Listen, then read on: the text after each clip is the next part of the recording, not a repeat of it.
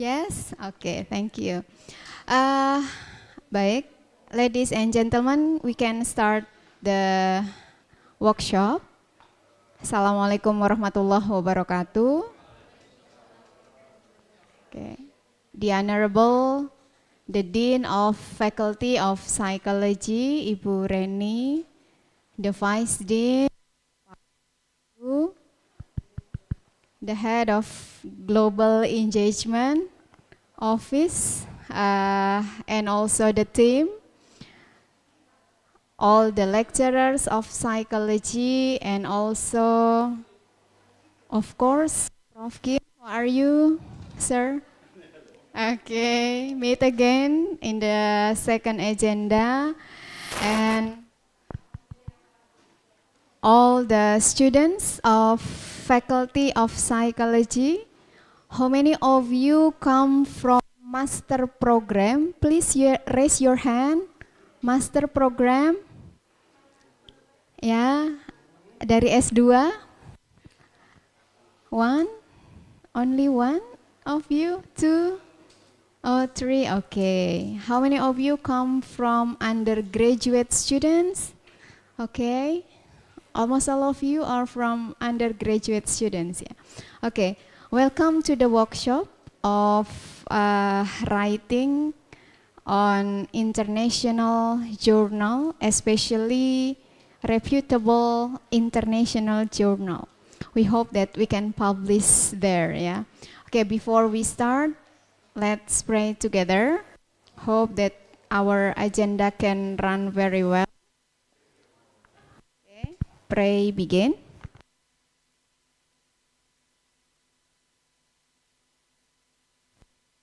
Thank you very much. Ladies and gentlemen, we have two sections.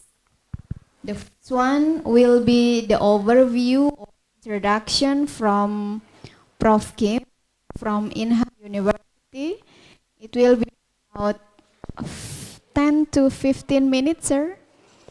Then the rest of the agenda will be the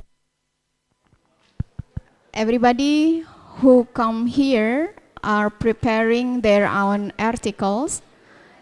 So we hope that you can give them feedback about their article. Okay. Now without further ado, please welcome Prof. Kim. Thank you very much.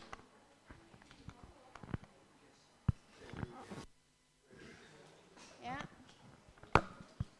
Maybe you can download it. Okay.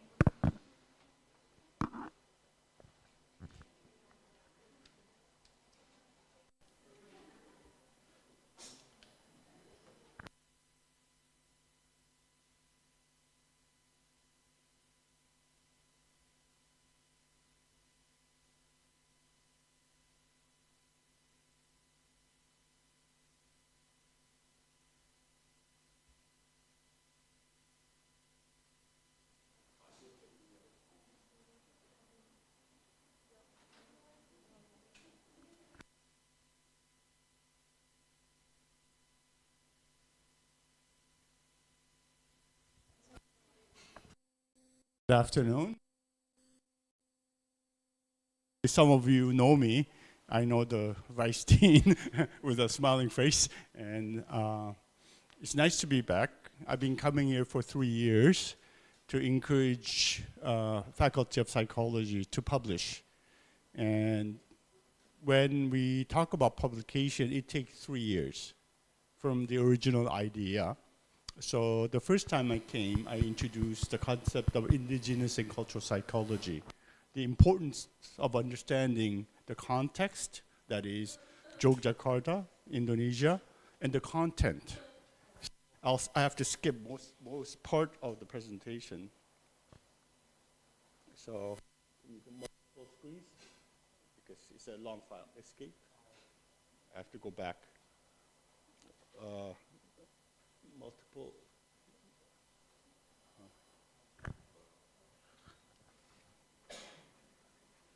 So.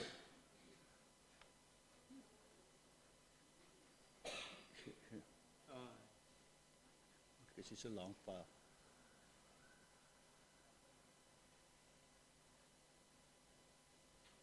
And presentation. Presentation. Okay. So, one thing, you're Indonesian. Thing, okay, is that you're Javanese, Sundanese, Chinese, Hindu, or one of the many ethnic groups. How many are Javanese? Okay. 2. How many are Sundanese? Oh, she's Sundanese. How many are Batak? I don't know. So, what is the next most popular? What are the other ethnic groups represented here? Javanese, Sundanese, and so any other group? What is your ethnic group? Ethnic group? Balinese maybe? Balinese? Yeah. Balinese, Makassar, any from Makassar? You're from Makassar, okay. Sulawesi? From Kalimantan? Oh, welcome, long way. So as you notice that Indonesia is diverse in terms of culture. Indonesia is diverse in terms of religion. I think you're Catholic, nun? Catholic, right? Catholic, okay. In addition to Buddhist, Hindus, and Muslim. So Indonesia is rich in culture, rich in religion. But that richness creates complication, okay? It can be very confusing for someone like me. In Korea, we only have 2 religions, Christian and Buddhist, that's it. And so it's simple, relatively. And in Korea, there's only one Korean, okay? Maybe North Korea is a little bit different, but actually we belong from the same culture. So what you need to do in order to publish is to understand your own culture, understand your own religion, and what makes you happy, healthy, and successful. Okay? So do you want to know the secret of happiness? Do you know what makes people happy? Do you want to know what makes people healthy?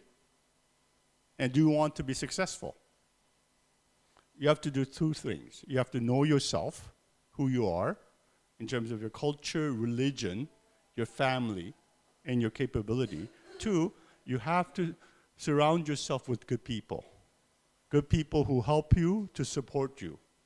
And 3, you have to live in a supportive community. That is religion and where you live. That makes you happy, healthy, and successful. So I'm a Korean. I grew up in Canada. So for me, speaking English feels comfortable. Speaking Bahasa is very difficult for me. Okay. I only know food, soto ayam, nasi goreng, and that's it. I don't know anything else, just to survive. For you, speaking Bahasa is very comfortable, but speaking English probably gives you a headache. Yes. So I had to learn about Islam, and I knew nothing about Islam. So what did I do? I wrote a book about Islam.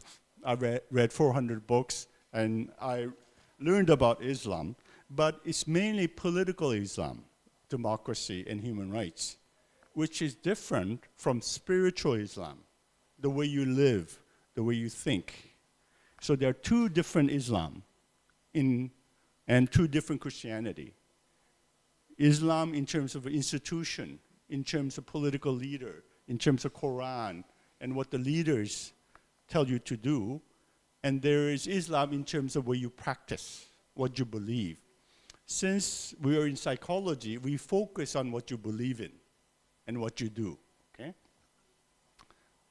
So this is my definition, a summary, and it's very simple. God, through Prophet Muhammad, gave him the revelations, okay? And it is written in Quran. And Prophet Muhammad of course, recited the revelations from God, and it's written in Quran, but he also wrote hadith in terms of the wisdoms. For psychology, hadith is very important. Why? Because it tells you how to live, how to take care of your mother, how to take care of your children. So I'm discovering hadith, and I'm trying to include hadith in our publication because it is wisdom for life. And there are a lot of information that is available, but unfortunately in psychology, there is no mention of hadith, okay? Because hadith is a guide for life. And if you're a Muslim, you follow it. Same thing as the Bible for Christians, okay? So Quran is same as Jesus.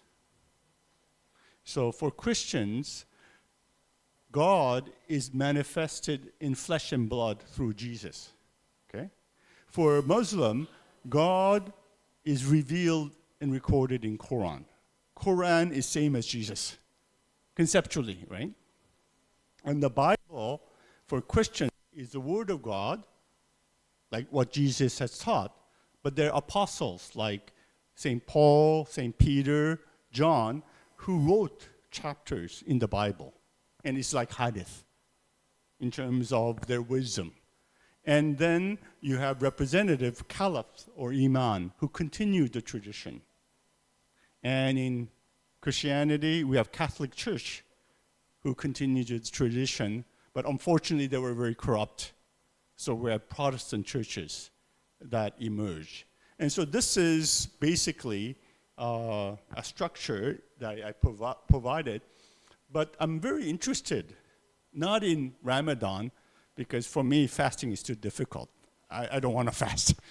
For me, praying 5 times a day is too difficult. I go to Bandung, and there's 3 mosques in front of Sheraton, and they wake me up at 4:30 in the morning. I'm miserable. Okay? I'm sorry, being a Muslim takes too much work. I like being Christian because it's very easy. You only pray when you eat, and you go to church on Sunday. So why is Eid al-Fitr interesting for me? Why? Because once the Ramadan is over, you get together, and I heard you eat like crazy, okay? You have celebration because you overcame 1 month of fasting. Then also, Eid al-Adha, I was in Bandung, and I observed that many people go to their hometown, and they stay with their family, usually 3-day holiday, and then they buy a goat or buy a cow and donate it to people who are in need. But what it does for me, Islam keeps families and communities strong. Because you eat together, you pray together, and you share the faith.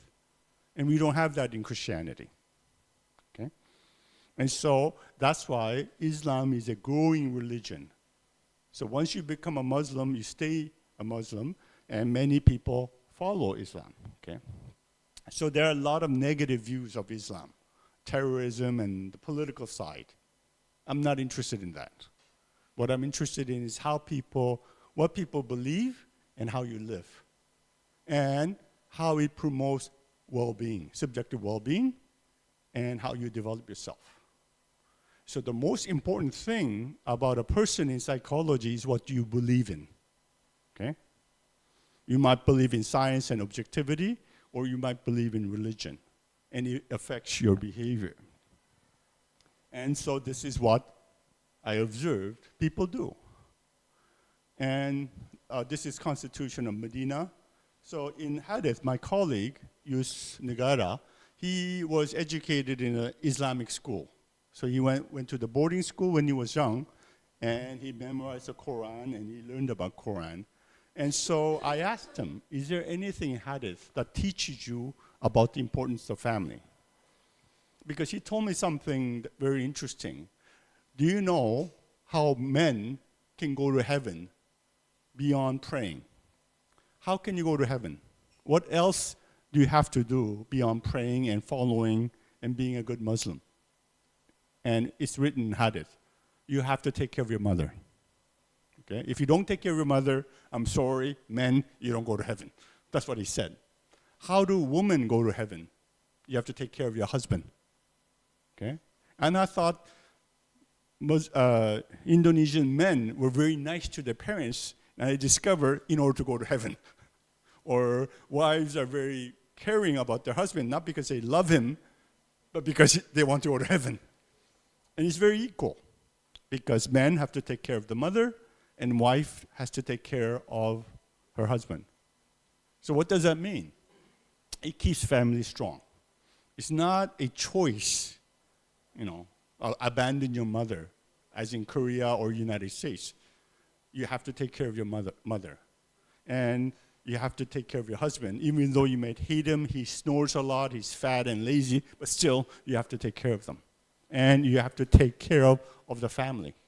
Okay? And that's what I discovered in terms of duty towards a husband and caring for children and family. It's written. So if you're a good Muslim, you're a good father, you're a good husband, and you're a good parent. Same as if you're a woman. The difference is, in Christianity, Eve, woman, was made out of the bone of Adam. In Quran, men and women were created equal from the same ingredient. And in Islam, they believe Ishmael was the first son of Abraham, and he was about to be sacrificed. And God allowed him to live, and now you have sacrifice as a symbol of thankfulness. In Jewish Christian tradition, they believe in Isaac. Okay? And who is right, Jews or Muslims? Usually it's the firstborn. So I believe the Muslims are right, but Jews will never agree. It doesn't matter.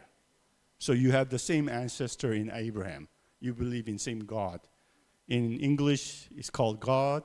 In Arab, it's called Allah. In Jewish, it's called Yahweh. So we have a different name for the same God.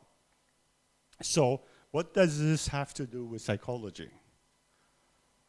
And these are things, obligations for parents. So I'll skip this part. I'll mention very briefly because it's important. One of the things we have to know in psychology is assumptions. Do you want to be happy? Do you know how to be happy? Most people think if you make a lot of money, if you live in an advanced country like Korea, do you think Koreans are happy? When you watch K-pop and K-drama, you think that they're happy. But watch Squid Game, that's real. We kill one another if they fail. Koreans have highest suicide rate, divorce rate, and Koreans are depressed and they're not happy. Why? I'll tell you why. Because making money get rid of problems. Okay? If you don't have money, you cannot feed your family, you cannot have a smartphone. There are many problems if you're poor. But if you have a lot of money, it gets rid of problems, but it does not make you happy. And this is a chart in terms of economic growth, rich countries and poor countries. So when you reach a certain level, money does not increase happiness. And economists were surprised. Then Kahneman, who won the Nobel Prize in economics, found the same thing. If you make money, you're satisfied with your life, of your achievements, but you are not happier. People who are rich spend most of their time making money, and they don't have experiences that makes them happy.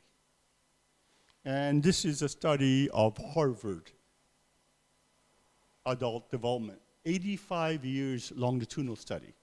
So they study Harvard graduates 85 years ago. And then they studied their wives, the children, and grandchildren. And they wanted to examine what made people happy, healthy, and live long. And what is the conclusion? Is it IQ? Is it wealth, economic success, your genes, your biology? The answer is no.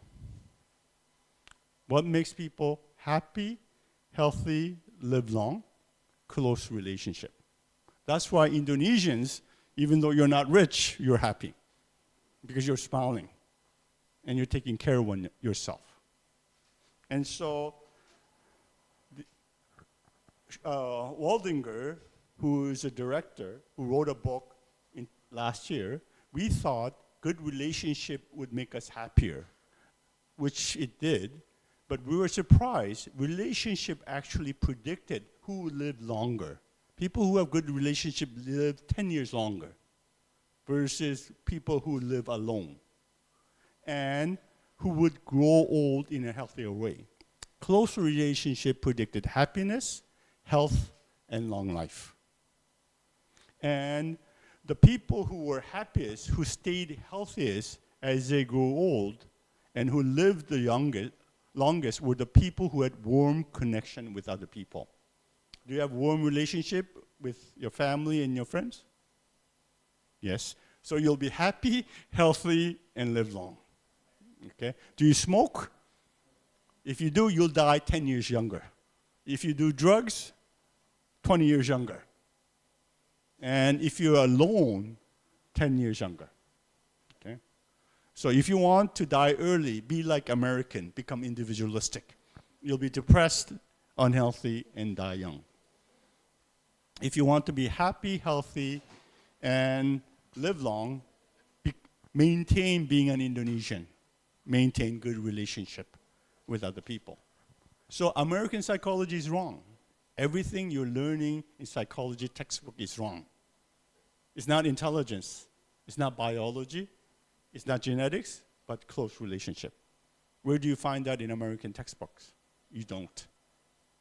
So what you're learning in psychology, not the methodology, but the theory and the assumption of individualism is wrong. So if you collect data in Indonesia, you get very strange result. Okay?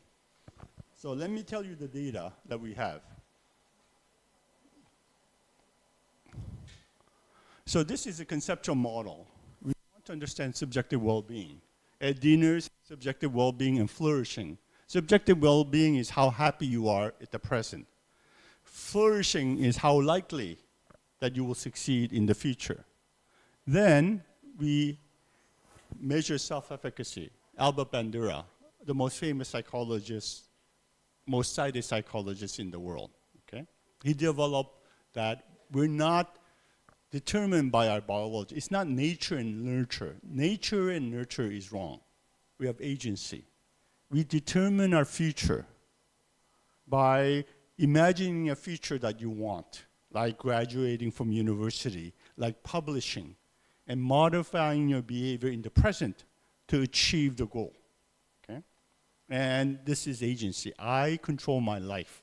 And what I do now will determine my future.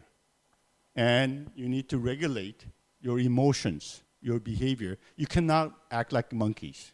Okay? Monkeys have not evolved in 6 million years. We can regulate our behavior. We are resilient. Even though we fail, we are able to overcome. And we can be assertive in terms of, hey, this is who I am. This is what I want. And we measure this. Then, social support. Our parents are the most important people in our lives. They influence what we behave, what we eat, where we live, and the mindset we develop. Religion. Whether you practice praying 5 times a day and strong in your faith. So this is a model we developed. And this is a result in Bandung for the Sundanese. And this is the result we get. So if you know about statistics, this, chi-square divided by degree of freedom is Siemens. It should be below 3, which is good. And this is significant, but it should not be. But when you have a sample of 350 or more, it becomes significant. And goodness of fit is all above 0.9, which is good. And RMI is a statistical significance. It's below 0.5, it's good. And RSME below 8 is good. So if you don't know what I'm talking about, you have to learn statistics. Why? because you have to learn English to publish in English. What is a language that everyone in the world understands? Numbers. Okay? Anyone in the world will look at this and they understand what I'm talking about. If you don't know statistics, it's like not knowing how to use a computer or a smartphone. You're functionally illiterate. In psychology, you have to learn statistics because it's a way of analyzing, organizing data. And Professor Wayu is very good in statistics. You should take the courses and don't complain that it's hard, okay? You need to learn it. It's a way of communication. It's easier than learning English. Learn statistics and you can communicate. And the results are good. Do you think this is publishable? Yes, because there is one variable that people did not examine. Spirituality, religiosity. I've never seen this result before. Not in Korea, not in the United States, because people are not religious. And so you don't get this result. And so this is very, very unusual. And unusual results get published. But the statistics has to be almost perfect. Okay? And so this is publishable. And this is the direct and indirect effect. If you don't know what I'm talking about, take courses, Professor Waru, and you'll know what I'm talking about. I don't have time to explain. And so in Buana, we collected data, something similar. Bandung and also in Jogja. We use path analysis, looking at practice religion and flourishing. And this is the result we get. All the results are very good. So Burene with lectures are planning to publish 3 Scopus Q3 articles this year. Okay? Next year, maybe 5. And it took us 3 years. And a lot of people complain. They're busy, they're tired. I'm always nagging. When will you have the result? Burene always nag when you write the article. Okay? So it took us 3 years to publish 3 articles, which is not bad. And this is the result, effect, and put subjective well-being and flourishing together. And you get the same result and direct, indirect effect. And this is a model. So the most important thing about research, one, is it cited? Do people read your article and cite your article? It doesn't have to be Scopus, but as for some reason in Indonesia, it has to be Scopus. So who cares? We'll publish in Scopus with this result. Because if you publish in a high-impact journal, and if no one reads it and cites it, it doesn't exist. It's a waste of time. And in high-impact journals, 90% of articles are never cited. So why is Indonesian government asking you to publish in a Scopus-listed journal? I have no idea. Probably your Minister of Education doesn't know about research. He doesn't even know how to run a business. Go-to is losing money. Okay, maybe I will not be invited again. What is important is citation. People read it and cite it. But in order to read it and cite it, you have to have good result. And results is universal. People understand it. Burene used a new statistical analysis, and I cannot understand it. Oh, this is better. I cannot understand it. And if I'm a reviewer, reject. Don't use any new analysis. Use analysis people know and can understand. It's a communication device. So your result is the most important. Then, how do you write up your result? Second, your theory. Theory is very important. For example, we look at planetary motion and we think Earth is at the center. That's what the Catholic Church said. And Copernicus said, no, Earth is not the center of the universe. It's actually the sun. And Catholic Church, no, you're wrong. You go to jail. Okay? And Galileo showed that this is the case. No, you go to jail. Then Tycho Brahe, a Danish scientist, recorded the planetary motion for 20 years, but they're going all over the place. The moon and Venus, Mercury, they're going all over the place. So how do you explain this? So his student, Johannes Kepler, developed the 3 laws of planetary motion. Remember high school, you learned this in physics? Yes, so we have a very... Yes, and so we have a very good student who remember what he learned in high school. Okay. 3 laws of planetary motion. So when a planet comes to the sun, it goes faster. When it's far away, it goes slower, and it's an ellipse. But time and distance is equal. How do you explain this? So put a thing on the pin. You can do a circular motion like this, right? And it goes circular motion because the centripetal and centrifugal force is equal, right? He understands physics, yes. But how do you do an ellipse? It's impossible. And so Kepler had no idea how to explain it. So you can have the result. How do you explain it? It's Newton in Cambridge. He saw an apple fall to the ground, and he discovered gravity. And he said, center of the apple is falling to the center of the earth. So the earth is pulling the apple, and apple is pulling the earth. So when I jump, I move the earth, right? But I'm small in terms of mass, so earth barely moved, and I'll always fall to the earth. And he explained it. So Newtonian physics can explain planetary motion. Then he introduced force equals mass times acceleration on Earth. But he made a mistake. Do you know what Newton did that made his theory fall apart?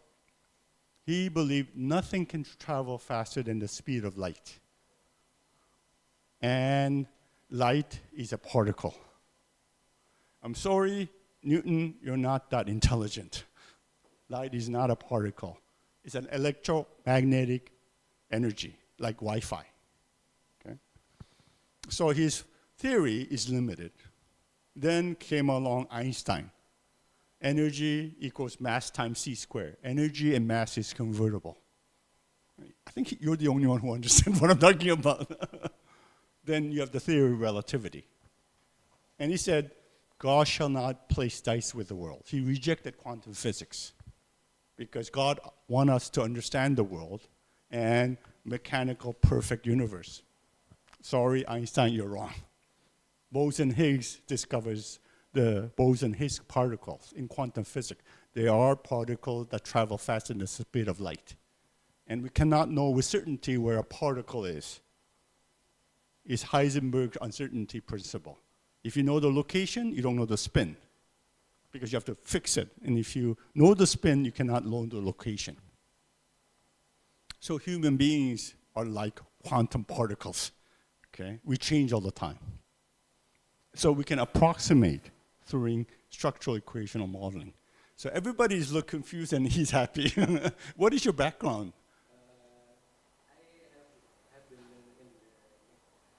Engineering, okay. You didn't fix it? Finish it, it's okay, you understand. Welcome to psychology. So this is what we mean by description, organization, data using structural equational modeling. So we had collected data from 700 students, 300 different variables, a massive, massive data set. And you have to organize it using a theory that works, that is Bandura's social cognitive theory. Then it is communicable and publishable. So first, you have to have good data. In order to have good data, you have to have good methodology. In order to have good methodology, you have to have a good theory. But if you imitate American psychology, your data will not work. The data you collect will be very confusing. And the theory will not help you to analyze and understand. If you don't know Indonesian culture, then you cannot explain this result. If you're not a Muslim, how can you explain the result?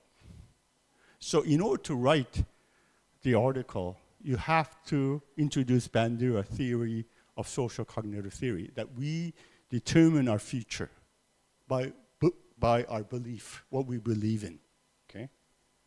And we behave according to our belief, right? It's called self-efficacy beliefs. And religious belief is the same thing. If you're Christian, you believe in one thing. If you're Muslim, you believe in another. But ultimately, we believe in the same God, right? So all the difference is not that significant. And you have to write the context where you got this result. Indonesia, Yogyakarta, and the content based on Islam. But Sundanese and Javanese are the same, right? Almost, okay. Almost. What's the difference? Can you say what it is? For example, the whole of why. Lower what? Yeah, in the Sudanese is so, why have the son all in the family Yes. than the Japanese? So what do Javanese wives do? They don't have any role? No, it's incredible, but husband can lead the Okay. family. Okay. Are you sure you are a physicist? Aren't you a psychologist? You know a lot. I love to. Okay. I love the water. Okay, then what else? In the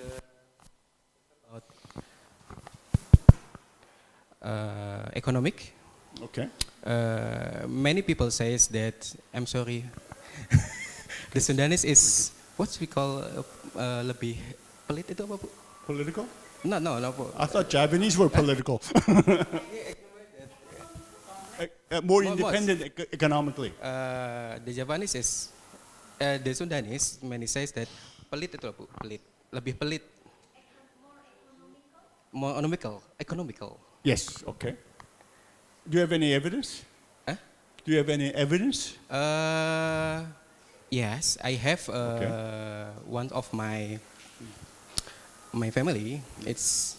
He married with Sundanese. That's not evidence. Not that's yes. That's a case study. Yes, I'm sorry.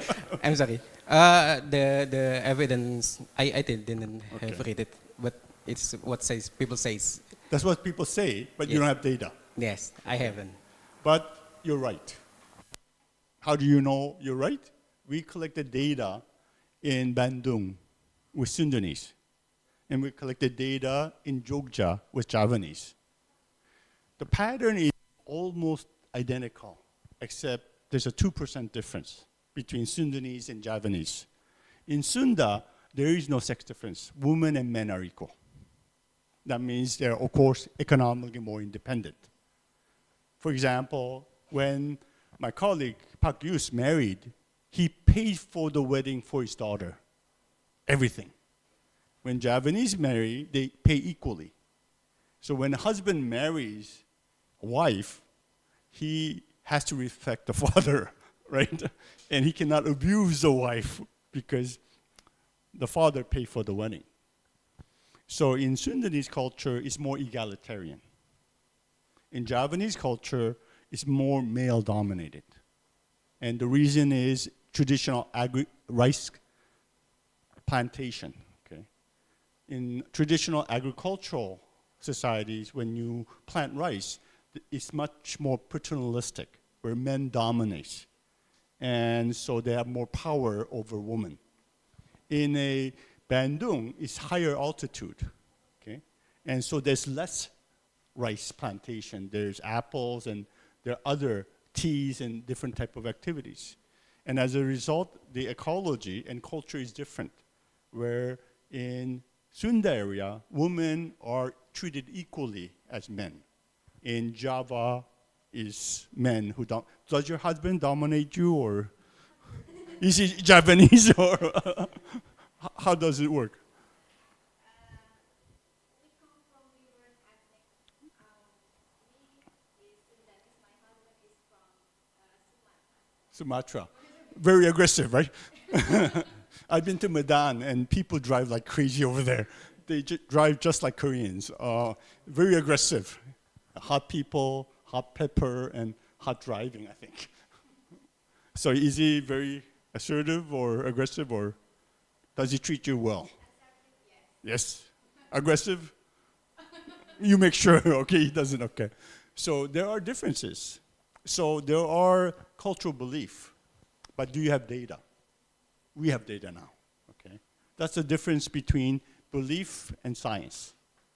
Then when you collect data from Bali, we collected data, but we have not analyzed it because Pakara is going crazy analyzing Jogja data and also it'll be interesting. What about Bataks or Sumatra? Probably we get different result. What about Makassar, Sulawesi, northern part, Christian, Protestant, Chinese? What about Kalimantan? Someone said you come from Kalimantan. Are you different? Is Kalimantan different? Are you a Dayak or? Banjani. Okay, Banjari, the city? Banjari mean? Ethnic. Okay. Okay. I have not been to Kalimantan except Kota Kinabalu, so I don't know very much. But Kalimantan is supposed to be different. President Joko Widodo said he'll move the capital there, but I don't believe him. There's only orangutans in the middle, but anyways, you have so much cultural diversity, and so you can do a lot of comparison. You have many different religions, but you don't study it, and you don't discover cultural and sex differences. And so this is what you need to do. Okay? So what you believe, what you know, you can collect data. And it is highly publishable because it's shocking to Americans that you get data like this. Because for them, religion is not important. So in order to publish, first you need good data. And what do I mean good data? Structural equational modeling, putting everything together. Like the 3 laws of planetary motion. Then you need a good theory, Bandura's social cognitive theory. Then you have to write the introduction about history of Indonesia. Unfortunately, you were colonized by the Dutch for 350 years. What does that mean? They stole everything from Indonesia, and they're not paying it back.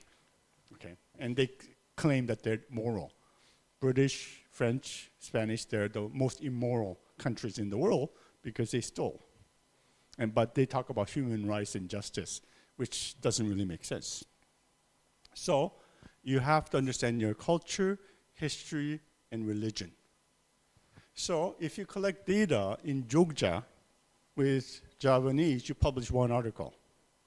But if you compare your data with Sundanese, you publish another article because of the sex difference. Then you compare your data with Balinese, they're more traditional and male-dominated than Javanese. You publish another article. Then you do a comparative study of Javanese, Sundanese, and Balinese. You publish another article. So when you do a study, why do you publish just 1? When you collaborate and compare, you publish 5. So Indonesians are very inefficient when you publish because you want to do a study alone. So Indonesians are very nice, very collective. You eat together and you talk together, but you do research alone. I don't understand. Americans are very individualistic, but they do research together. And Americans are productive, and Indonesians are not. Because you adopted the Dutch Western educational system. That makes you very individualistic and very unproductive. And it's very hard, and you feel alone doing things by yourself, analyzing the data, writing up in English that you have no idea what you're writing about, trying to understand theory that does not make any sense. How do you do it? Of course, when you submit, reject, reject, reject, and you don't know why, because you're not American. You don't know the strategy. So you need to collaborate and work together in a team. You should join our research team. You know a lot. I like you. You know physics, you know Sundanese culture. So you have a lot of ideas. So why don't we do research together? and put it in tables like this. Then you can interpret, talk to your wise friend about Sundanese culture and add some information. But the problem is culture and religion are combined. So in Sundanese culture, there's inheritance law according to Islam. So when you die, how much money do you give to your children? Then there's Sundanese law. So certain kampungs follow Islamic inheritance law, certain community kampungs follow Sundanese law, but mostly they combine the two, okay? And so this can be investigated and highly publishable because it's very interesting. So you have the whole world in Indonesia, religions and cultures, right? But why don't you study the cultures? And why don't you study the religion? And in our data, religion is very important. Culture is very important in terms of influencing family and sex differences. So this is what we're discovering. So my conclusion is, if you want to suffer and be non-productive, do research alone. If you want to be happy, if you want to be productive, and if you want to enjoy research, do research together by talking to one another. Because I have strengths. My English is very good, better than most Canadians and Americans. Even Bandura told me I write better English than he does, which I do. His English is terrible. So if you try to read his article, it's very confusing. But I cannot speak Bahasa. I can only speak Soto Ayam and Nasi Goreng, that's it. So I need help in terms of understanding Indonesian culture and Indonesian religion. So my strength is the weakness of my colleague, Yus Negara. He cannot speak English well, and he hates statistics. So I can analyze the data with his student, and I can write it in English, and he wrote about Hadith and Islam. So my weakness is his strength, and his weakness is my strength. So when we write together, it's a lot easier. I do what I'm good at, and he does what he's good at. So if I try to study and understand Islam, it drives me crazy. Getting up 4:30 in the morning with a mosque with call to prayer, it drives me crazy. So why do you try to do it? Write in English or analyze statistics, develop a team, work together. Of course, it's culturally natural for Indonesians to work together. And when you're tired, I feed the graduate students and lecturers and snacks and food, and it makes people happy. So they can work 8 hours without any problem. Just feed Indonesians. And Indonesians like to snack and eat and talk. It's okay. So this is a research strategy, and it has to be consistent with your culture, your community, and your family. Why do you try to become an American? You cannot become an American. And if you watch K-pop or K-drama, stop watching it. You can never be a Korean. Okay, as an entertainment, it's okay. But I'm sorry, you cannot become a Korean. You have to weigh less than 50 kilograms and at least 165 in height. And you have to practice for 7 years, 12 hours a day. Okay. Anyways, so this is what research is. So a lot of Indonesians have a misunderstanding of what research is. They think research is a hobby. There's a topic that I'm interested in. No. Is it publishable? When you present, is it publishable? Are other people interested in reading about it? Hobby is something you do because you like it. Science is publishable and it has an impact on the field. It's not an individual enterprise. The whole world is involved. Do you want to join the scientific community? So you have to learn how to communicate in statistics, and you have to communicate in English. But you cannot write in English, because when I read your English, I have no idea what you're talking about. So you can talk about it. I kind of organize it. I have an American student who proofreads it. Okay? So we have different rules. Okay? Of course, I pay her to proofread. She can do it very quickly. Even I make mistakes too. So we divide the roles, and we do what we're good at. And I invited her to come to Bandung for a conference so she can experience Sundanese culture, so she can learn about Sundanese Islam, and so she'll become better in proofreading. So this is research. The problem is no one has told you this before, right? There's no course about publication or research collaboration. Or a lot of you, if you do your MA, you do a lot of trivial work that is irrelevant. It's never published. It's never cited. So why do you do it? Because you're told to do that by the university, by Minister of Education, in order to get a certificate called Master's or PhD. But what is the use of getting Master and PhD if you do not know how to do research? And you do a lot of work, and it's completely useless. So why don't we do useful work? Why don't we have our articles published and cited? And you know what is good thing about professorship? They pay me money. They give me a salary, and they invite me to Indonesia to give a presentation. Even my son doesn't want to listen to me. Oh, you don't know anything. But when I come to Indonesia, everybody listens to me. Isn't it wonderful? Okay. And so I'm doing what I like, although it's very, very difficult, and people are willing to listen to me. And I go and work with people that I enjoy. Do you know why I come to Indonesia? Food is not that great. I like Thai food better. The hotels, it's uncomfortable. The traffic is terrible. Air in Jakarta is a nightmare. Why do I come to Indonesia? Because I'm happy in Indonesia because everybody's happy. I don't know why you're happy. You're not that rich. You're not that beautiful. You're not that successful. Why are you happy? I don't know. But when I'm in Indonesia, people make me happy. Because research is kind of a lot of suffering.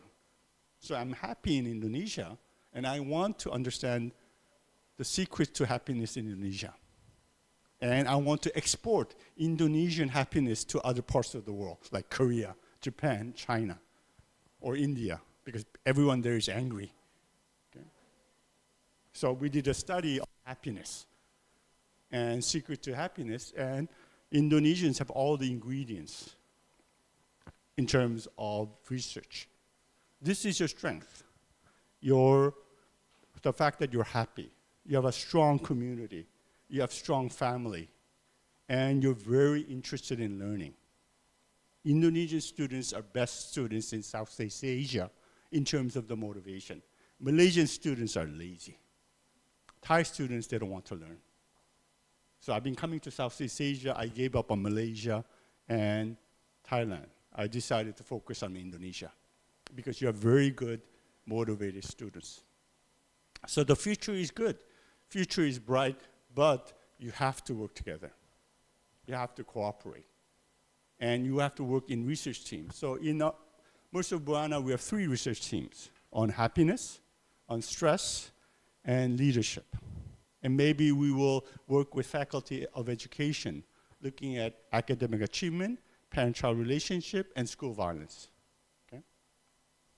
Maybe we can work with School of Management, looking at organizational culture, leadership, and work value.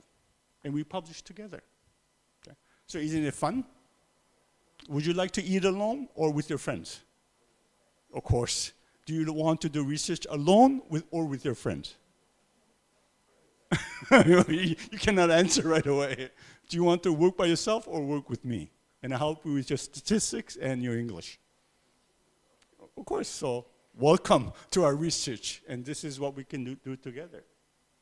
I help you to succeed, but you have to make me happy. Good deal? So this is a brief presentation in a kind of a lighthearted way, because research is very serious. And my motto in life is no pain, no gain. Without pain, your brain doesn't work. If you exercise, lift weights, your old muscles have to break down. So your new muscle will be stronger. Same thing with your brain. You have 100 billion brain cells. When you try to speak English, it creaks. because the connection is not there. But if you use it all the time, it becomes faster. What drives me crazy is motorcycles in Jogja. When you try to drive all these motorcycles you can't see, it drives me crazy. Would I be able to ride a motorcycle? No way. It's impossible. It's an art. But young people, when I was teaching at UGM, I saw a lot of small Japanese students. They're very quiet and timid, but once they get on a motorcycle, they become a terrorist because they become good. The more you practice, better you become. Okay? So, in brain and research, no pain, no gain. If you don't use it, you lose it. Okay? You have to use your brain. And more you use it, more efficient it becomes.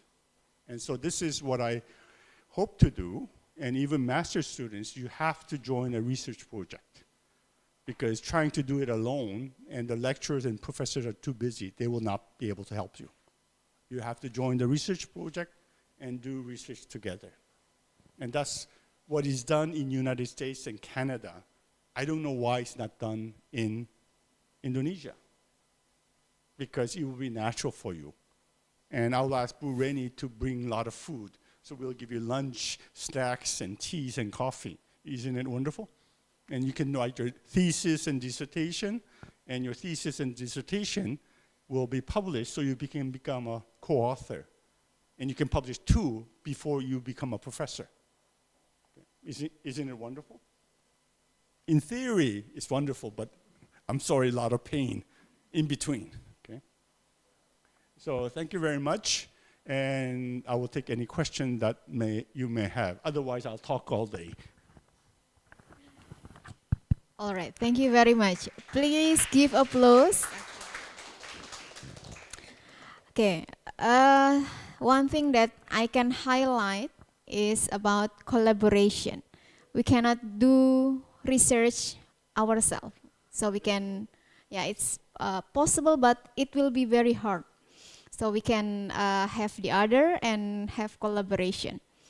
Yeah, the thing that I'm curious is, Indonesia is collectivist, but in doing research, more to individualist. But in the other, like US, as you said, they are individualists, but in doing research, they're more to collectivist. I think this gap can be a research for us too, yeah. Okay, thank you very much, sir. Now we come to the next part, or before going to the next part, that is about writing, workshop or comment from you about our article. Is there any questions first? One question maybe? For Professor Kim? Okay, or I believe that you have more question on your own research. Maybe they can discuss and ask feedback from you. I believe that everybody here have bring your own research, and maybe 1, 2, or 3 can discuss the result or the outline of your research to Prof. Kim. Is it fine? Okay. So you can give feedback, yeah. Okay, maybe who will be the volunteers? The first? To get my feedback in companies, you have to pay a lot of money. Yeah. And now it's free, yeah? Okay. Thank you very much. Okay. I can see that Pak Hara have a lot of question. Or the team, or the other? Please, any question? Yeah, anyone wants to present and ask feedback? Okay. Yes, thanks for time. I'm interested in the fact that Indonesians are most motivated students in Southeast Asia. Can you explain more what does motivated means? They want to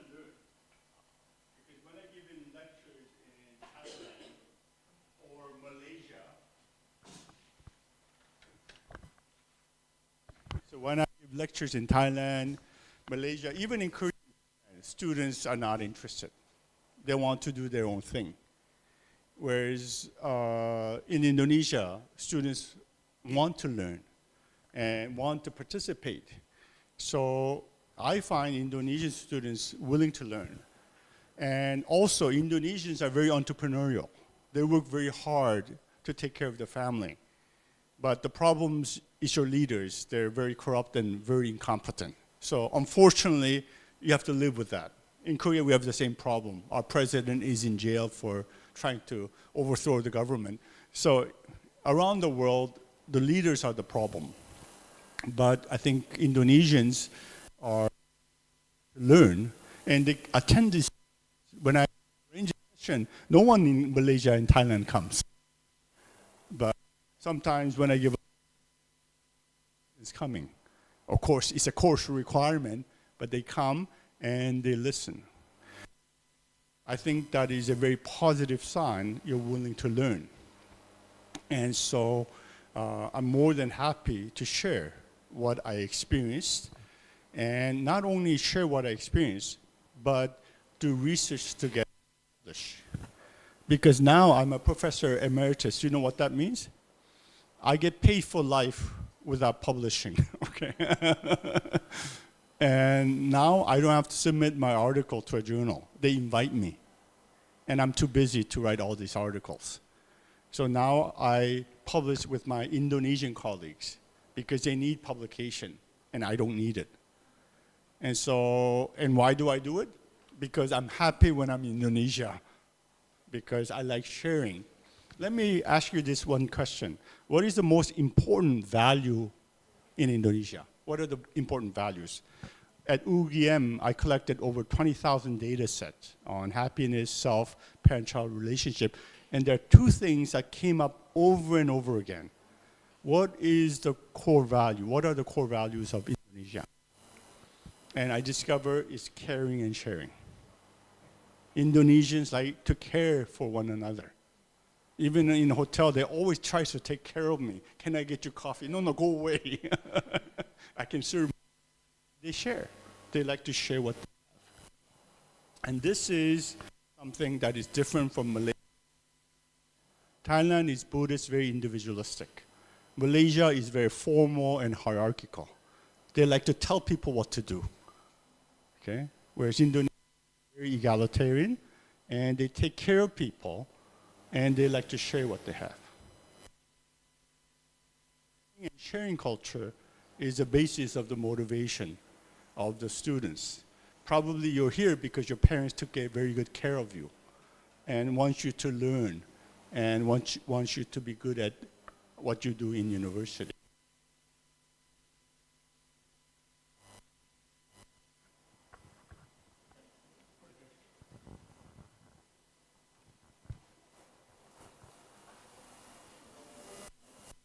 Okay.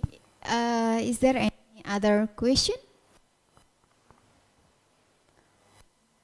Okay, while waiting for the other question, can I ask you one question? Yes. I'm just curious with the model of the research. Would you mind to share? Yeah, maybe this one. Because some of the audience are students from master and also from undergraduate. Yes. Maybe we can learn together. My question is, if we are a new researcher, students of undergraduate or master, would you mind to explain to us how can we come to this model? Okay. From the theory or from what step we can start? Maybe this question first. Yes, from the theory, I adopted Albert Bandura's model. And in between, you see self-efficacy. Self-efficacy connects what's happening in the environment, like your parents, to how you behave. So this is subjective well-being, SWB, and this is life satisfaction, okay? So what predicts subjective well-being and life satisfaction? life-satisfaction. Of course, if you are satisfied with your life overall here, it predicts your subjective well-being, which makes sense. But if you have high efficacy, and one of the efficacy that we measured is meet others' expectation. Okay? Usually that does not come out as significant in the United States. But in Indonesia, this had a high mean and high correlation. So it means that you have to meet others' expectation. You have to kind of fit into what your parents expect of you. That predicts subjective well-being and life satisfaction. Positivity is highly influential in subjective well-being. It increases and increases life satisfaction. Indonesians are very positive, sometimes a little bit too much. I had a student who was riding a motorcycle. He had an accident and he broke his arm. He said, "Thank God I didn't damage my brain." Okay, really? Okay. So if something bad happens, you thank God that it's not worse, okay? So Indonesians are generally positive, and probably that's why people are happy, even though many bad things happen to you. Then parental support is very important. Parental support makes you more positive.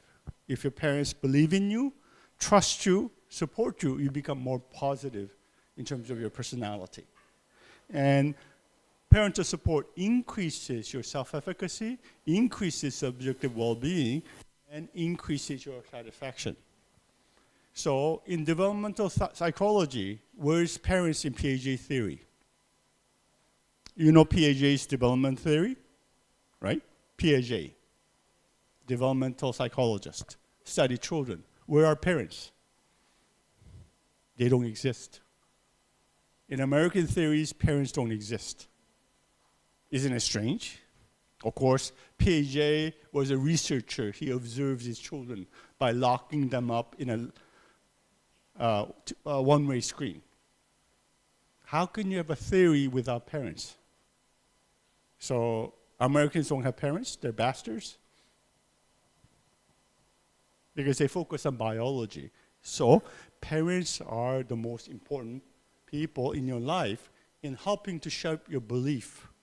They create the environment and they provide the genes and they support your development for at least 18 years of your life. How could you not have parents? That's the problem with American theory. It's based on biology, behaviorism, Freudian psychoanalysis, or even attachment theory. There's something wrong with American theory. And then we examine your faith. Your faith in Islam increases your positivity and it increases the likelihood you get more parental support. So I asked my colleagues, how do children participate in Ramadan? If you're 4 years old, can you not feed them for 12 hours? That's child abuse, isn't it? They have to eat. So they say, oh, no, we're not abusive to our children. We have half Ramadan. They fast for half day. And if they do it, you clap them, you praise them, and you give wonderful food. By the time they're about 6 or 7, they can do full Ramadan. Why? Because they can have wonderful food afterwards. They don't care about praying. It's about the praise and recognition and the food you get and all the presents you get. So parents kind of encourage children to develop faith and participate in Ramadan and prayers. Because I notice even children, when you're praying, children sit beside you and they're mumbling something and they don't know what they're mumbling. But at least they participate. And so you say, oh, a good child, good son. So your faith increases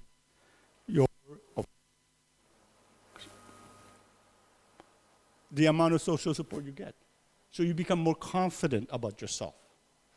And if you become more confident about yourself, you have higher subjective well-being and belief that you'll be successful. That's called flourishing in the future.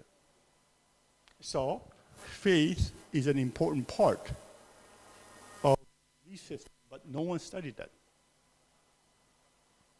So a lot of American theory is based on the wrong assumption. No parents. no faith. And as a result, you get a very different result. And this one is very interesting because the model fit is very good. Because it's very hard to get these results in path analysis or structural equation modeling. Unless it's almost perfect, you don't get this. And getting the statistical analysis result is an art. Actually, I have to confess, we did more than 200 different analyses, and Professor Wayu had to kind of run the analysis this way, that way, until we got the result. And this is resilience of efficacy. You have to overcome difficulties in life to believe that you have a positive future and you can be satisfied in life. So if I present this result, it makes sense to you, right? But most people do not have this result. So statistics is science and art. The numbers have to fit reality, okay? And numbers have to reflect reality. So this result is based on 700 students talking to you at the same time. And you have to harmonize it like an orchestra reader. And you have to create a musical score and create a beautiful music through statistics. And so this is what we obtained. And probably this year we will finish 3 articles and submit it to Scopus Q3 journals. And it took us 3 years to get here. And Bureni and Burina and Pakara probably went crazy. And Prof. Wahyu, he spent a lot of time, but he has a very good personality. He smiles all the time.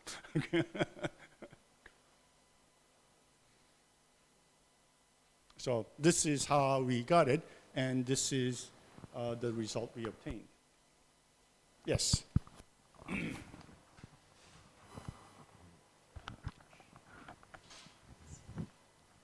Thank you, Mr. Kim. Yeah. When I look this model, is it right that I look? It is the focus of this model. It's we want to look subjective well-being. Mm-hmm. That is subjective well-being. It's the focus of the model. Yes. But in this model, I look 1, 2, 3, 4, 5 factor Yes. can influence the subjective well-being. Yes. But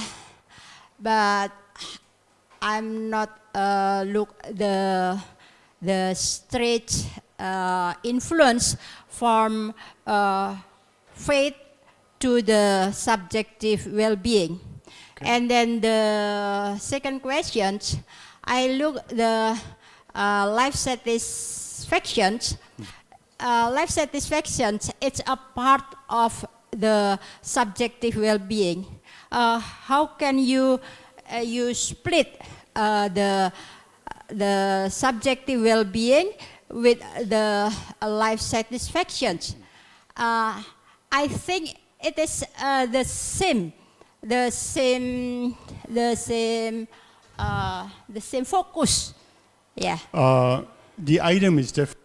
Yeah. Subjective well-being or flourish is developed by Ed Diener, and it asks different aspects of your life. Life satisfaction, I ask, overall, how Yes. satisfied with your life? So the overall evaluation is different from answering questions about different aspects of your life. So if they're identical, they should be perfectly correlated, but they're not. Yeah. So overall assessment is Overall- different from adding the means of different domains of... But the satisfactions, the low life satisfaction, it's a part of the subjective well-being, because the subjective well-being have 2 aspects. Yeah, this is cognitive and affective. The cognitive is life satisfaction. How can you split that? So, cognitive and emotional life Yeah. satisfaction is evaluative. So this is what Kahneman distinguish. The evaluative component is different from the cognitive and the emotional. And of course, they're correlated. Yeah, But this you is cannot high correlated. no, not that high correlated. You cannot say they're the same. They're conceptually different. You cannot say cognition and emotion are the same, even though they're highly correlated, right? So conceptually, we differentiate. Cognitive life satisfaction, cognitive subjective well-being is highly correlated with emotional subjective well-being, but you cannot say they're the same. So the cognitive, emotional is different from the evaluative component. So, And so the reviewer probably will point this out and would argue with me, and I would say, I disagree. It's a different measurement, and the evaluative component is different from the cognitive and emotional. And if you disagree with me, argue with Kahneman, the Nobel Engineer. Yes, yeah. Kahneman. He separated the two different components.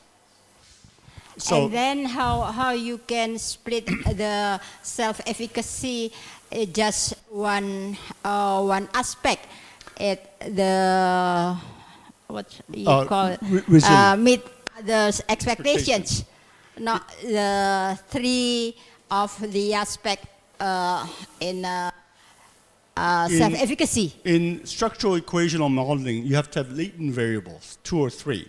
In path analysis, you only have 1. So in path analysis, you want, it's like shooting shotguns. In structural equational modeling, you want to see the overall fit. In path analysis, you cannot include 3 because it does not allow you to include latent variables. So path analysis is very specific in terms of variable to variable. Whereas structural equational modeling, you can you go up?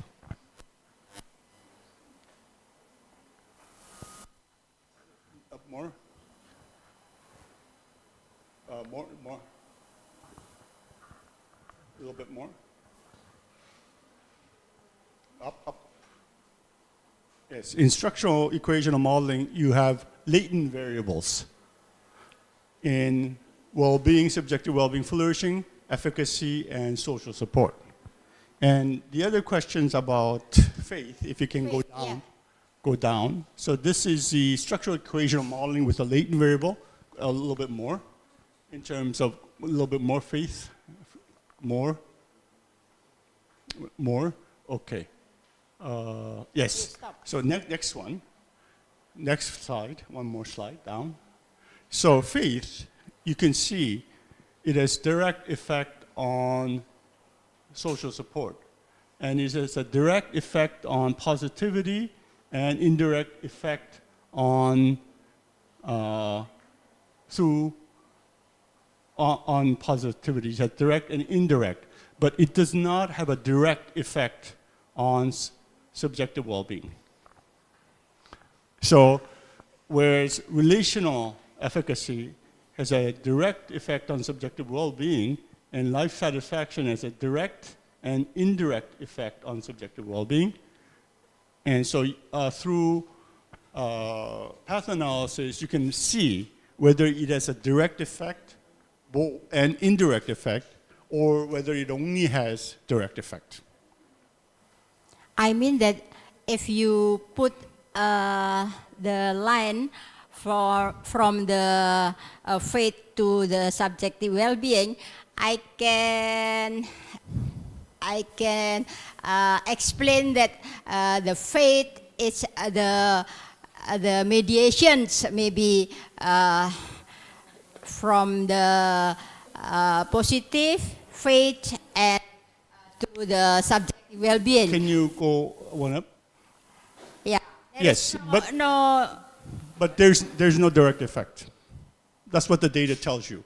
So what you believe is different from what the data tells us. So in science, we accept what the data tells us rather than what we believe. That's what you believe, but there is no direct effect from faith to subjective well-being. And faith is not a mediational variable. Faith is a belief system that you develop. And so it is hard to say that it is a mediational variable. And if you put it in the middle, the model falls apart. And so this is what, of course, positivity has a direct effect. And parental support has a direct effect, but not faith. And that's what the results tell us. I look, there is no correlations, not significant. Yes. All is the significance correlations. Why you not? So faith and subjective well-being, life satisfaction has a low correlation, okay? And low correlation means we don't know the direction, okay? But when we put directions, it does not directly affect. Because from your faith to subjective well-being, there's many things that happens in between. Whether you get social support from your parents, or whether you have confidence in yourself. So at least in faith does not directly influence your self-efficacy. At least that's what it tells us. Faith affects the amount of support you get from your parents, and faith increases your positivity. Because faith is very broad and general. It cannot predict something very specific, like self-efficacy or subjective well-being.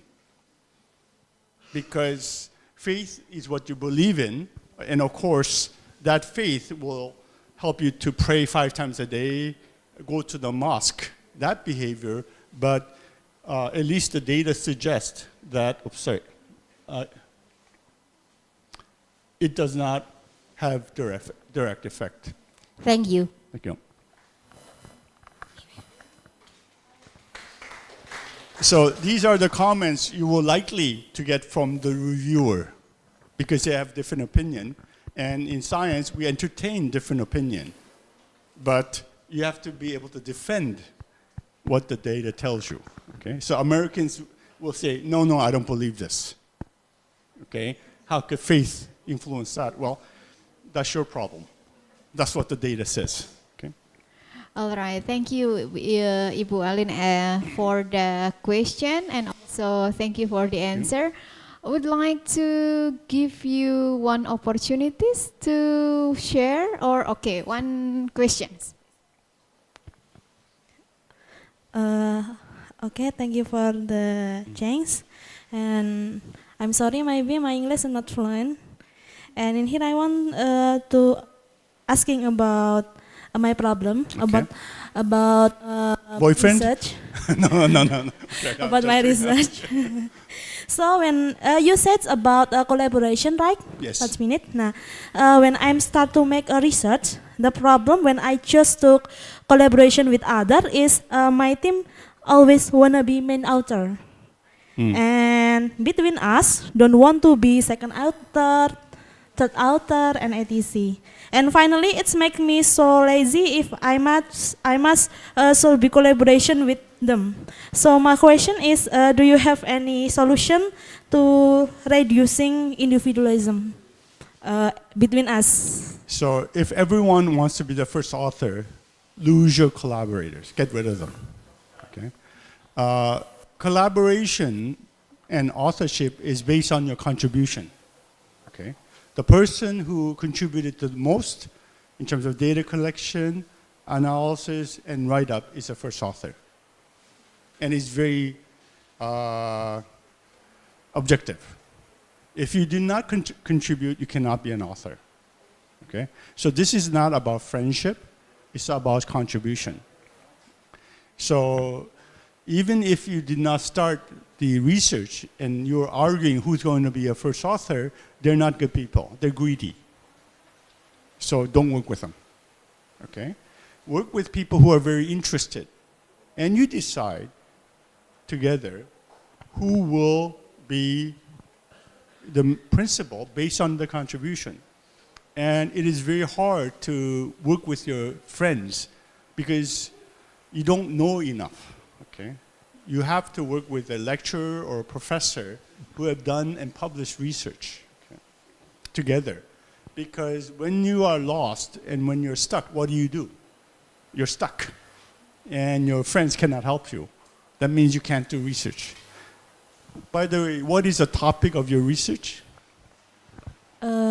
About mental healthy, like Okay. What is the scale that you use? Measurement?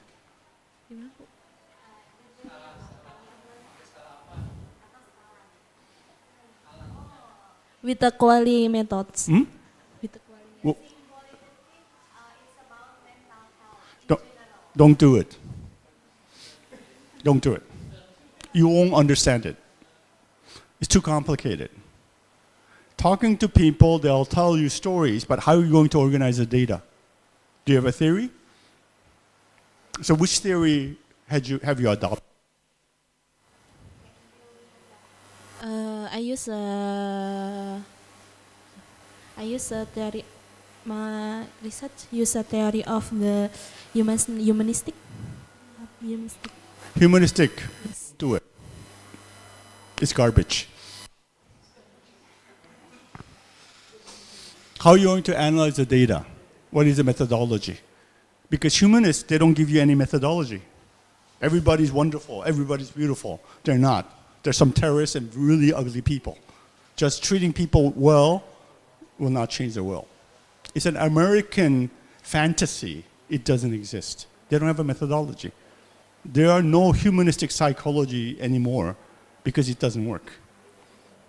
So, I'm sorry, I'm direct. Your research will not produce any result. So don't do it. Don't do qualitative research. It's very difficult to analyze the data.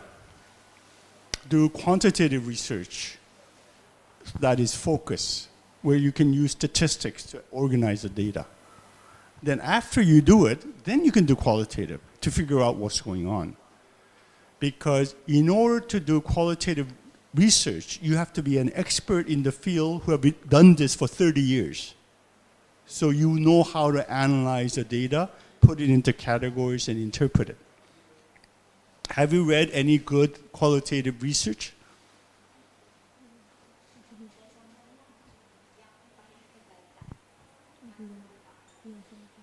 Not yet. You won't.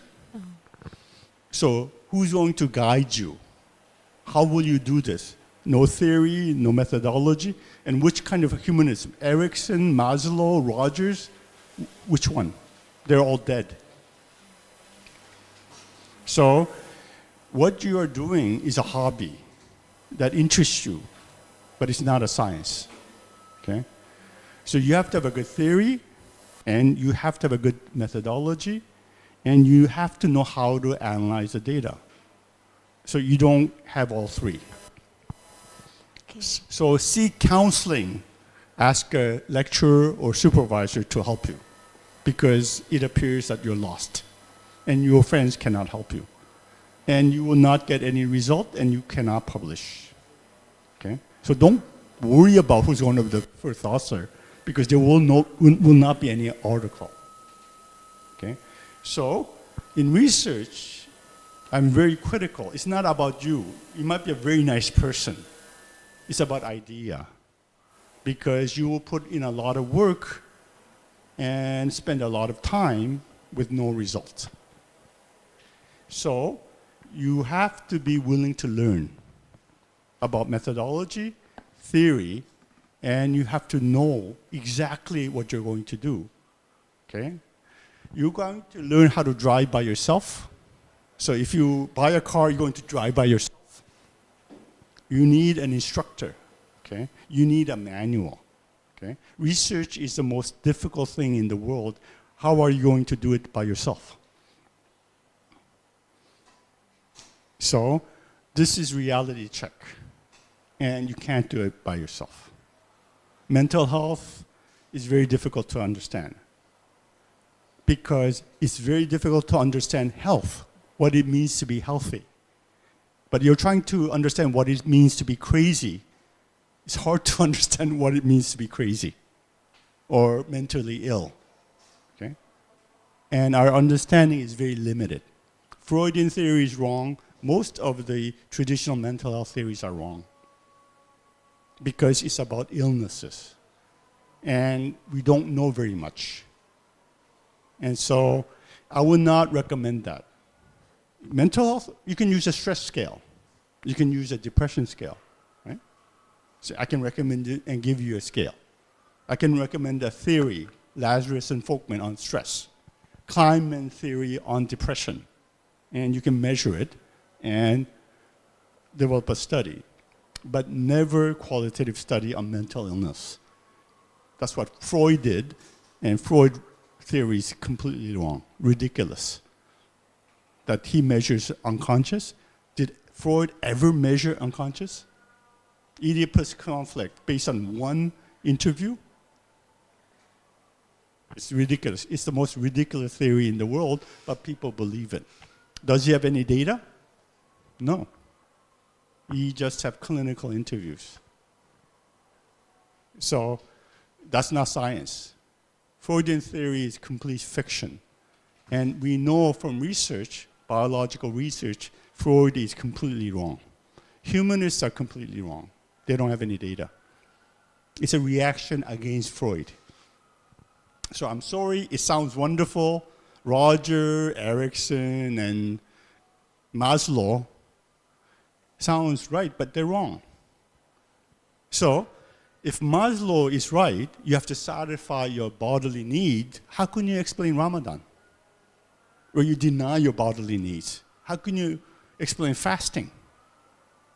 Erickson said, in order to self-actualize, you have to feed yourself. You have to be in close family. But why do go Hajj in 45 degrees Mecca? And some people die. And they're happy because they go to heaven straight. Okay? I asked my, what if you die of heat? Oh, I go to heaven directly. And so I'm happy. So how do you explain Ramadan and Hajj when Erickson tells you you have to satisfy your basic needs? Then only then you can self-actualize. Buddhism, religion, rejects such things, right? So it's based on a biological model. We have to feed ourselves. No. Ramadan means in order to be spiritually connected, you deny your biological needs. You deny your family needs. You deny your social need. You rely only on God. And it's called spiritual cleansing. Okay? That's what Ramadan is. That's what Hajj is. So if you're a Muslim and you accept humanist theory, the humanist theory said God does not exist. And Freud says God is an opium. It's false belief. So these theories are wrong. At least the data I have shows that it's wrong. So humanist theory looks nice, sounds nice, but it's wrong. Its basic assumptions are incorrect. It's based on biology. Maslow said you have to satisfy your biological needs, social need, psychological need in order to self-actualize. No. In Islam, Christianity, in Buddhism, it's the denial of the biological needs that you get spiritually connected. And we know through mindfulness, meditation, that it changes your brain structure. And it cleanses your body and it cleanses the mind. So we know that this is incorrect with fMRI research, or study of the brain. So human beings were able to become human because we overcame our instinct. Okay? Not because we satisfy our instincts. Fire, for example, all animals are afraid of fire, but we use fire to cook. Okay? Did you see monkeys cook food? We use fire to cook. We have to overcome our fear of fire. And the fire keeps us warm It helps us to see at night. And did you know by cooking food over fire, our brain is 4 times bigger than chimpanzees? And our frontal lobe became better. That allowed us to be more creative, allowed us to be more rational, allowed us to be more empathetical and altruistic. Fire allowed us to become human. And it is overcoming our instincts that we become human. All American psychologists said, you have to satisfy your instinct. Ridiculous. That's why Americans act like a bunch of monkeys, including Donald Trump. He gets the joke. So American theory is not correct, even mental illness. So the reason why we have mental illness, because we're rejected by our parents. We're rejected by our friends. And we are rejected by our teachers. And we're punished for not doing well in school. That's why we have mental illness. The reason why we have mental illness is a thing called smartphone. We're addicted to our phones, and we cannot talk to people. You call it a social battery. People are afraid to communicate with other people. Well, you have to meet people and learn how to communicate. You cannot tolerate that because you will always live in fear if you're afraid of meeting and communicating, because that's when you're the most happy, right? So mental illness, there's a misconception. You have mental illness because you lose a sense of agency. You feel you cannot control your life. Things happen to you, you don't understand. So you have to help them to re-engage and develop agency to control their lives. So that's a whole different lecture on mental illness. So my recommendation, don't study mental illness. Don't study problem behavior. Study healthy behavior. Study academic achievement. It's much easier. Why are you trying to do things that are very difficult? So do things easy, but when you do research, it becomes difficult very quickly. Because research is not about you understanding mental illness. When you're a master's student, research is about developing skill, about theory, methodology. It's like learning how to drive, okay? You're not going to be a taxi driver. First, you learn how to drive. So you have to learn the basic skills in English, in statistics, in theory. And once you develop the skills, then you are able to do research. But in order to do research, you need a guide, someone who supervises you, who directs you. And this is what is necessary in Indonesia in order to do good research, that you get good results and that you can publish and develop the skills. Sorry to disappoint you, but it's not me, that's reality. And this is better to realize it quickly than be frustrated all the time about authorship. You should not be talking about authorship. It doesn't make any sense. Okay? All right, thank you very much. And thank you for the questions. Maybe breaking down the big variable into small variable Yes. will be also the solution, yeah? It's like you just entered the MA program. If I give you kimchi or if I give you soto ayam with hot chili and you're 2 years old, you'll throw up, right? So you don't feed babies the adult food. You are a baby in terms of research. You have to eat baby food, okay? Something small, something digestible, so your skill will develop, okay? Mental illness is a very difficult topic. As a baby, you will not digest it. You'll throw up and you'll get sick, okay? So MA students, don't try to understand the world. Don't try to change the world. You will not. No one does. You're a baby in research. Eat baby food. Start something small, manageable, easy. Then gradually increase your skill. Okay? All right, thank you very much, sir, for the explanation. Ladies and gentlemen, unfortunately, time is up. So this is the end of the workshop. Would like to thank you Thank you. for Professor Kim to be with us today. And also thank you for all the audience. Thank you for coming and see you in the next agenda. But before you leave the room, would you mind to come forward to take photo together before we go home? Thank you very much, guys, for for coming today. That's all from me. Assalamualaikum warahmatullahi wabarakatuh.